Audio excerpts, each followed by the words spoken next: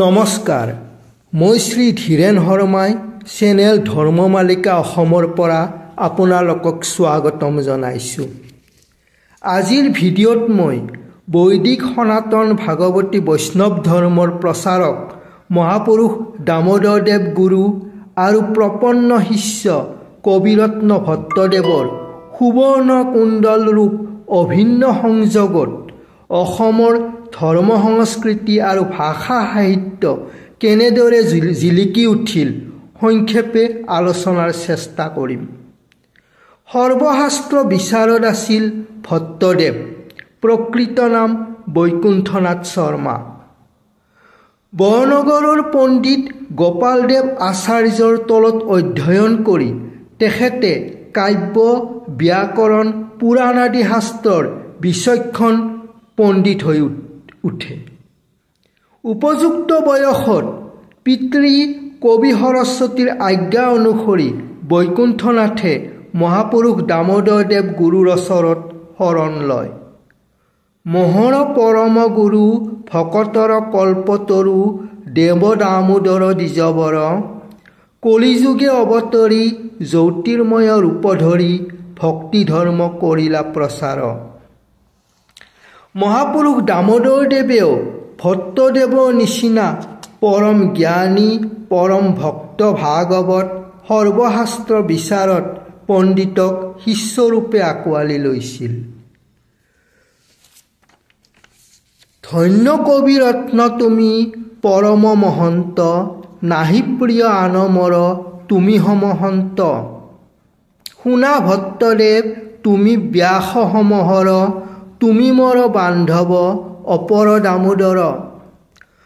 মহাপুৰুষ দামোদৰদেৱ গুৰুজনাৰ নিৰ্দেশতে ভট্টদেৱে সমাজত গৈ সুন্দৰ ভাগৱত পাঠ আৰু পাণ্ডিত্যপূৰ্ণ ব্যাখ্যাৰে সকলোকে মোহিত কৰিছিল। বৰনগৰৰ মৰলসকলে তেখেতক কবিৰত্ন নাম দিছিল।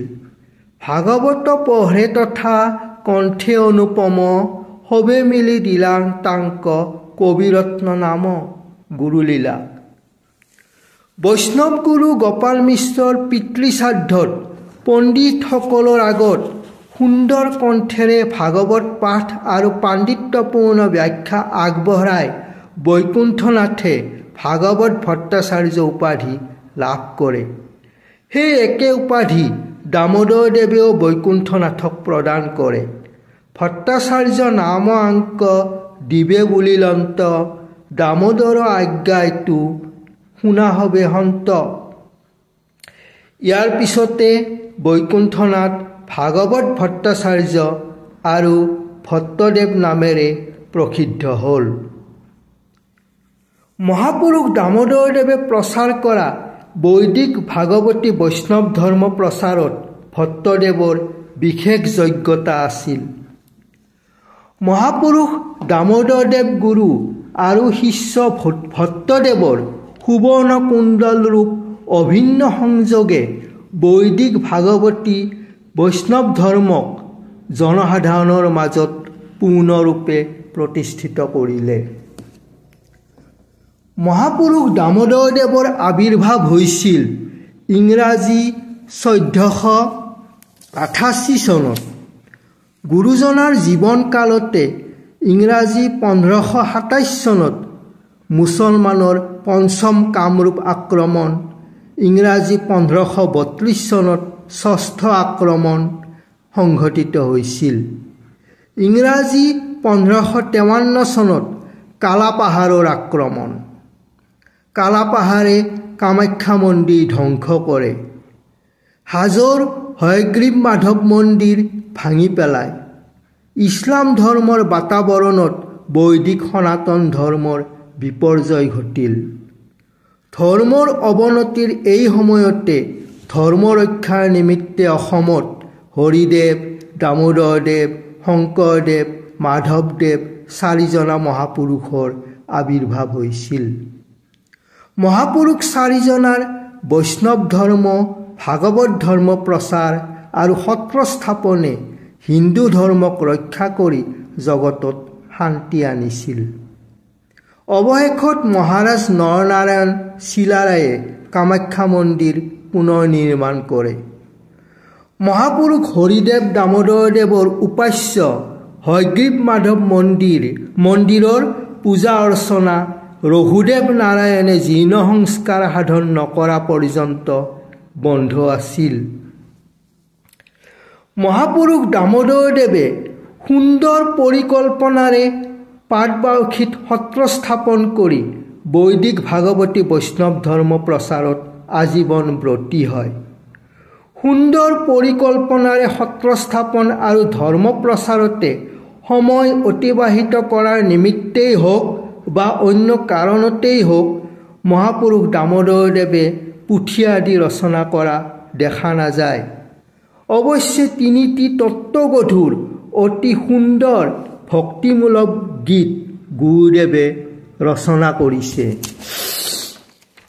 মহাপুৰুষ দামোদৰদেৱে ভট্টদেৱৰ নিচিনা কবিৰত্ন এজনক প্ৰপন্ন শিষ্যৰূপে গ্ৰহণ কৰি অতি আনন্দিত হৈছিল। মহাপুৰুষ দামোদৰদেৱৰ বৃদ্ধ অৱস্থাত মাত্ৰ কেইবছৰমানৰ বাবেহে ভট্টদেৱে গুৰু হিচাপে সান্নিধ্য লাভ কৰিছিল আৰু গুৰুজনাৰ আশীষ লাভ কৰি গুৰুজনাক পূৰ্ণৰূপে প্ৰতিষ্ঠিত কৰিলে। মহাপুৰুষ দামোদৰদেৱে ভট্টদেৱক পাটবাউসী সত্ৰৰ দায়িত্ব আৰু বৈদিক ভাগৱতী বৈষ্ণৱ ধৰ্ম প্ৰচাৰৰ ভাৰ অৰ্পণ কৰিলে। বৈদিক ভাগৱতী বৈষ্ণৱ ধৰ্মৰ পুথি লিখাৰ প্ৰেৰণা দিলে। মহাপুৰুষ দামোদৰদেৱৰ আজ্ঞাতে ভট্টদেৱে কথা ভাগৱত, কথা গীতা আদি পুথিবিলাক ৰচনা কৰিছিল। প্ৰভুৰে আজ্ঞায়ে বাৰ কণ্ঠ ভাঙি কথাৰূপ কৰিলন্ত, গীতা ৰত্নাৱলী কথাৰূপে তাকো কৰিলন্ত বিৰচন, স্ত্ৰী শূদ্ৰ শিশু সমস্তে বুজয়, পঢ়ন্তে নাহি দুখন ৰাম ৰায়। আৰু কোৱা হৈছে, প্ৰভু দামোদৰৰ আজ্ঞায়ে মহাসন্ত, শ্লোক ভাংগী ভাগৱত কথা কৰিলন্ত, অবিৰোধে স্ত্ৰী শূদ্ৰ চণ্ডালে পঢ়য়, সংক্ষেপীয়া কথাৰূপ কৈলা মহাশয় ৰাম ৰায়। সেই সময়ত গ্ৰন্থ ৰচনা কৰিলে পদ্যত লেখাহে ৰীতি আছিল, কিন্তু ভট্টদেৱে গীতা ভাগৱত আদি গ্ৰন্থ অসমীয়া গদ্যত লিখি অসমীয়া ধৰ্ম সাহিত্যৰ ভঁৰাল চহকী কৰিলে। অসমীয়া গদ্য সাহিত্যৰ জনক ভট্টদেৱে প্ৰসিদ্ধ কথা গীতা, কথা ভাগৱত আৰু কথা ৰত্নাৱলী গ্ৰন্থ লিখাৰ উপৰিও শৰণমালিকা, গুৰুবংশাৱলী, প্ৰসংগমালা আদি মহাগ্ৰন্থ ৰচনা কৰে। সংস্কৃত ভাষাত ভক্তি বিবেক আৰু ভক্তিহাৰ গ্ৰন্থ ৰচনা কৰে। ভট্টদেৱৰ গদ্য সাহিত্যৰ বিশেষত্ব আৰু গ্ৰন্থসমূহৰ ধৰ্মতত্ত্বৰ আলোচনা এটা বহল বিষয়, এই ভিডিঅ'ত সম্ভৱ নহয়। কবিৰত্ন ভাগৱত ভট্টাচাৰ্য ভট্টদেৱ পাটবাউসী সত্ৰৰ সত্ৰাধিকাৰ পদত অধিষ্ঠিত হৈ মহাপুৰুষ দামোদৰদেৱৰ আজ্ঞামতে সত্ৰখন সুন্দৰকৈ পৰিচালনা কৰিছিল।